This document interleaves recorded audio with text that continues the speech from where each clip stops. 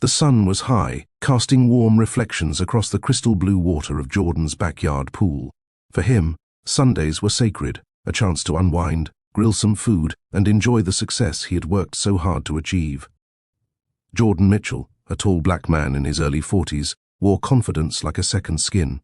Years of dedication had taken him from growing up in a modest neighborhood to becoming the owner of one of the most successful tech consulting firms in the city. Today was supposed to be a celebration of peace, not conflict. Jordan leaned back in his chair, sipping an iced tea as soft jazz hummed from the outdoor speakers. The air smelled of barbecue, and for a moment, life felt perfect. But that moment shattered when he noticed two white police officers slowing their patrol car near his house. Their eyes lingered too long, scanning his property as if it didn't belong to him. Jordan's jaw tightened. He knew the look. He had seen it before. Minutes later, the officers pulled up right in front of his driveway, stepping out with the kind of smug authority that turned his stomach.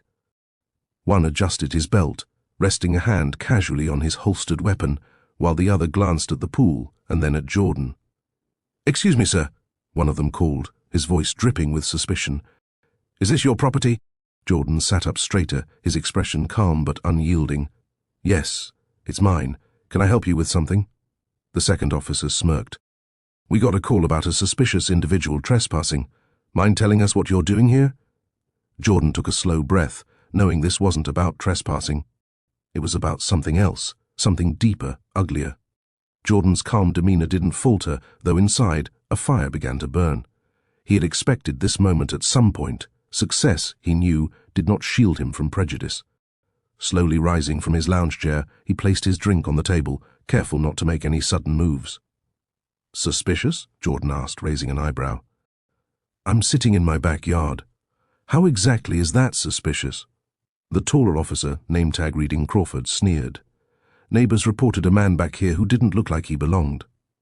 "You fit the description." Jordan chuckled bitterly, shaking his head. "Let me guess. Black man, nice house. Must be a criminal, right?" Crawford's partner, Officer Miller, folded his arms. "What's your tone? We're just doing our jobs." "No," Jordan corrected, his voice steady, "you're profiling. And you've stepped onto my private property without a warrant." The officers exchanged glances, their expressions hardening. Miller pulled out a notepad as if to make things official. "Name and ID, sir. Let's keep this simple." Jordan's eyes narrowed. He had dealt with enough of these situations to know giving in wouldn't change their prejudice. Instead, he reached for his phone. "You're demanding ID from a homeowner on his own land without probable cause?" Jordan said, his voice rising just enough to carry weight. "This conversation is being recorded, so you might want to choose your words carefully." The officers stiffened at the mention of recording. Crawford stepped forward, trying to intimidate him. "You think that phone is going to save you?" Jordan didn't flinch. He smiled, a calm, knowing smile that unnerved them. "Actually," he replied, "it already has." The officers didn't realize it yet, but Jordan wasn't the average man they thought they could bully. Crawford's eyes narrowed as Jordan held his phone high, the camera lens glinting in the sunlight. The pool's calm water reflected the tension building between them. The officers weren't used to pushback, especially not from someone they assumed they could corner. "Put the phone down," Crawford barked, stepping closer. His hand twitched near his holster as though the device in Jordan's hand posed a threat. Jordan tilted his head, unfazed. "Funny. You asked me to put down my phone, but not once have you explained why you're here without a warrant. Care to clarify, officer?" Miller shifted uneasily, sensing that things were spiraling out of their control. "We're investigating a call," he muttered, glancing toward the fence. "We don't need a warrant to check suspicious activity," Jordan smirked. "Suspicious activity? You mean barbecuing? Or maybe listening to jazz by my pool?" His voice sharpened as he continued. "You're standing on private property. You know that's a violation of the Fourth Amendment, right?" The officers weren't expecting legal knowledge from him. Crawford scoffed but didn't respond. Miller cleared his throat, clearly less confident now. "You know what's really suspicious?" Jordan added, his tone calm but cutting. "Two cops thinking they can intimidate a black man in his own backyard. That sounds like harassment." Crawford's face reddened, his pride bruised. "Careful," he snapped. You keep mouthing off and we'll find a reason to bring you in." Jordan's smile widened. "Oh, I'd love to see you try, because before you take one step further, let me introduce myself properly." Both officers paused. For the first time since stepping onto the property, a flicker of doubt crossed their faces. Jordan's next words would shift the balance completely. Jordan stood tall, the sunlight catching the edges of his sharp frame, his calmness only the officers more uneasy. He tapped the phone screen once, ensuring the red recording light was clear. "My name," Jordan began slowly, "is Jordan Mitchell. I'm the founder and CEO of Mitchell Technologies. You might have heard of us. We build the very systems your department uses for data security." Crawford blinked, his smirk faltering. Miller shifted his weight awkwardly. Neither expected the man they tried to corner to hold that kind of influence. "And," Jordan continued, his tone edged with quiet authority, "I also happen to sit on the city's police oversight committee. You know, the group that reviews misconduct complaints, the one that makes recommendations for disciplinary action." The silence that followed was deafening. The officers exchanged a glance, suddenly aware of the storm they had walked into. Crawford's jaw tightened, but his confidence wavered. "Look," Miller started, his voice softening, "maybe this is just a misunderstanding." Jordan chuckled, the sound sharp as glass. "A misunderstanding? You accused me of trespassing at my own home. You demanded ID without probable cause. You stepped onto private property uninvited. And now, with my phone recording, you want to call it a misunderstanding?"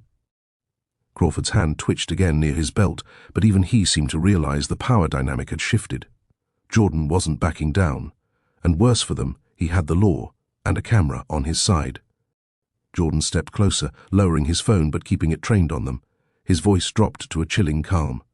"Gentlemen, the question is no longer whether I belong here. The real question is, do you?" As Jordan's words lingered in the air, a new layer of tension formed. Movement from the side fence caught his eye. A couple of neighbors had gathered, curious about the commotion. Some clutched their phones, already recording. Others whispered among themselves, unsure whether to intervene or simply observe. The officers noticed too. Their swagger diminished, replaced with nervous glances at the growing audience. What began as an intimidation tactic was slipping away, their reputations now dangling by a thread. Jordan raised his voice slightly, ensuring the neighbors heard. "Officers, you've entered my property without consent. You've accused me without cause. And now the entire neighborhood has a front row seat." Crawford clenched his jaw, glaring at the onlookers as if they were traitors. "This doesn't concern you folks," he barked. "Go back inside." But the neighbors didn't budge.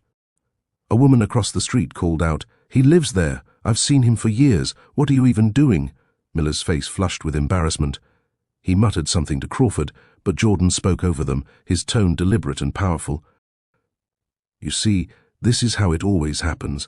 Officers show up, assume guilt because of skin color, and try to twist the narrative. But not today." He gestured toward the witnesses. "Not when everyone can see the truth." Crawford's composure cracked. "Enough of this," he snapped. "Either show us ID or we'll—" Jordan cut him off, his voice booming like a gavel. "Or you'll what? Arrest me? In front of half the block? Go ahead, make that mistake. Because I promise you, it won't be me answering questions tomorrow." For the first time, both officers hesitated. The power dynamic had shifted, and now the spotlight was on them. Crawford's face darkened, his pride stung in front of the neighbors. His hand twitched again near his weapon, though he stopped short of drawing it. Miller, clearly unsettled, leaned in and whispered something, but Crawford waved him off. He wasn't ready to retreat, not after being challenged so directly. Jordan, however, stood firm, his phone steady in his hand. He knew Crawford's type, men who saw authority as a shield for arrogance, who thought a badge made them untouchable. "You think this little show is going to scare me?" Crawford sneered. "You people always play the victim card." The words hung heavy in the air. Gasps erupted from the neighbors. Jordan's smile faded, replaced with a look of icy resolve. "Thank you," he said quietly. "That's the truth coming out." He raised his phone higher, making sure every word was captured. "An officer of the law, using racist language while trespassing on private property. You've just handed me everything I need." Miller looked panicked now. "Crawford, stop. This is going too far." But Crawford doubled down, stepping closer to Jordan. "Put that phone down before I make you—" Jordan didn't flinch. Instead, he stepped forward too, their faces inches apart. His voice was low, steady, and cutting. "You don't scare me, officer. In fact, the more you talk, the more you expose yourself. Keep going, because when this recording goes viral, it won't be my reputation on the line." The tension was electric. Every eye was locked on the confrontation. And then, the distant sound of another engine rumbled down the street. A sleek black SUV pulled up, its tinted windows hiding whoever sat inside. Jordan's expression shifted slightly. Help had just arrived. The SUV rolled to a slow stop at the curb, its polished black paint gleaming under the afternoon sun. The officers stiffened, uncertain of who had arrived, while the neighbors leaned in closer, murmuring with curiosity. The driver's door opened, and out stepped a tall woman in a crisp navy suit, her presence commanding instant respect. Her badge flashed briefly as the sunlight caught it. Gold, federal, unmistakable. The murmurs grew louder. Jordan allowed a small smile to tug at the corner of his lips. "Gentlemen," he said smoothly, gesturing toward the newcomer, "let me introduce you to someone who might also have an interest in this little encounter." Crawford squinted, his bravado faltering. "And who exactly is she?" The woman strode forward with purposeful steps, her heels clicking against the pavement. She stopped beside Jordan, looking the two officers over with piercing eyes. "Special Agent Rebecca Torres, Department of Justice." Her tone was clipped, professional, but carried the weight of authority. Miller's eyes widened. "Dodge?" he stammered. Rebecca nodded once. "That's right. I'm here to speak with Mr. Mitchell regarding oversight matters. Imagine my surprise when I arrived to find 2 local officers trespassing on his private property, harassing him without cause." Jordan folded his arms, enjoying the shift in energy. "Perfect timing, Agent Torres. I was just explaining to them how their actions might look on record." The neighbors murmured in agreement, several phones still recording.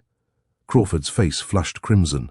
He opened his mouth, then closed it again, unable to summon the arrogance he had shown minutes before. Rebecca's voice cut like steel. "Officers, you're done here. Step off this property immediately, or I'll make the call that ensures your badges are gone by morning." For a long, heavy moment, Crawford didn't move. His jaw clenched, fists balled at his sides, his pride warring with reality. Miller, however, was the first to step back. He knew the fight was lost. "Crawford, let's go," he muttered, his voice low but urgent. The neighbors remained glued to the scene, phones high, recording every second. Jordan stood tall beside Agent Torres, calm and composed, a stark contrast to the officer's unraveling confidence. Finally, Crawford spat on the ground, his face red with humiliation. "This isn't over," he growled, glaring at Jordan. Jordan's lips curved into a cool, controlled smile. "Oh, it's over. You just don't realize it yet." Rebecca's eyes hardened as she stepped forward, her voice sharp. "Leave. Now. Every extra second you linger digs your hole deeper." With that, both officers turned and retreated, Crawford stomping angrily while Miller kept his head low. The patrol car doors slammed, and in seconds they were gone, though not before every camera in the neighborhood caught their shameful exit. Jordan exhaled slowly, turning toward the gathered crowd. "Thank you for witnessing this," he said evenly, "because the truth isn't just mine anymore. It belongs to all of us." The crowd slowly dispersed, but the buzz of conversation lingered in the air. Neighbors whispered about what they had seen, shaking their heads at the officer's arrogance. A few even approached Jordan, offering words of support. "You handled that with such dignity," said Mrs. Henderson, an elderly woman from across the street. "I was scared for you, but you never flinched." Jordan gave her a warm smile. "Thank you. It's not the first time I've dealt with this, but it might be the last for them." Agent Torres remained at his side, scanning the recordings people had captured. "These videos are powerful," she remarked. "Combined with your recording, they'll be undeniable evidence. The department won't be able to sweep this under the rug." Jordan nodded. "Good. It's time people like Crawford learn they can't bully their way through life." Torres glanced at him, impressed. Most would have folded under that pressure. Instead, you turned it around. He shrugged lightly.